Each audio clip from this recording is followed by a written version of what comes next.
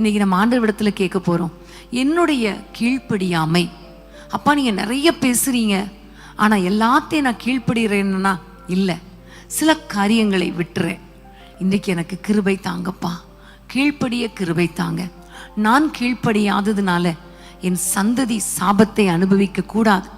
ஆண்டவரே, ஒரு சவுல் கீழ்ப்படியாததுனால அவனுடைய சந்ததியே அழிக்கப்பட்டு விட்டது. ராஜாவா இராதபடிக்கு புறக்கணித்து தள்ளிட்டீங்களே.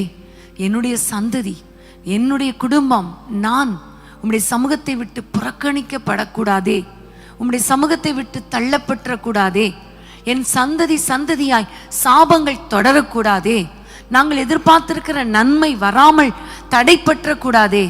எங்களை ஒப்பு கொடுக்கிறோம் அப்பா, கீழ்ப்படிய அர்ப்பணிக்கிறோம் என்று சொல்லி நம்ம எல்லாம் ஜெபிக்கலாமா? எல்லாரும் ஜெபிங்க. ஆண்டவர் உங்க வாழ்க்கையில, குடும்பத்துல பெரிய மாற்றத்தை கத்தர் கொடுப்பார்.